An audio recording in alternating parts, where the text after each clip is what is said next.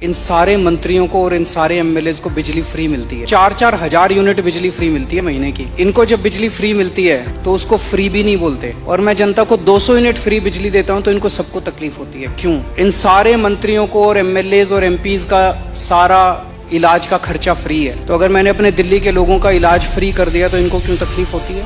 जो जो चीजें इन मंत्रियों को और इन संतरियों को मिलती है मैं अपने लोगों को देना चाहता हूं। राजनीति के अंदर एक समय था जब फ्री बांटते थे, और फ्री बांटने का पैसा कहां से आता था? सरकार लोन लेती थी और लोन लेके उस पैसे से फ्री बांटते थे। That is not good economics. Delhi सरकार पूरे देश में अकेली सरकार है जो फायदे में चल रही है, घाटे में नहीं चल रही। सीएजी की रिपोर्ट है 2019 की, उस रिपोर्ट में लिखा है हमारी सरकार बनने के पहले दिल्ली सरकार घाटे में चलती थी। हमारी सरकार बनने से तब से लेके आज तक दिल्ली सरकार अकेली सरकार है पूरे देश के अंदर जो फायदे में चल रही है। मैं सरकार फायदे में चला रहा हूँ, मैं कोई नया टैक्स नहीं लगा रहा, मैं कोई लोन नहीं ले रहा। अगर मैंने करप्शन खत्म कर पैसा बचा के लोगों को अगर सुविधाएं दे दी तो क्या बुरी बात की? तो दिस इज गुड इकोनॉमिक्स। मैं एक छोटा सा एग्जाम्पल देता हूँ। हमने एक फ्लाईओवर बनवाया, उस फ्लाईओवर की 325 करोड़ रुपए की एस्टिमेटेड कॉस्ट थी, वो शायद 200-250 करोड़ रुपए में बन गया, तो 125-150 करोड़ रुपए उसमें बच गए। हम ये डिस्कस कर रहे थे इस पैसे को कहाँ इस्तेमाल करें, तो मैंने कहा अगर हम सबका इलाज फ्री करना चाहें तो कितना खर्चा आएगा? So after 2-3 days they got back to me, they said 300-350 crore. So मैंने कहा ठीक है, इतना तो हम फ्लाईओवर बनाने में ही बचा लेंगे, इतना का पैसा। तो अगर मैंने फ्लाईओवर बचा के लोगों का इलाज फ्री कर दिया तो क्या बुराई है?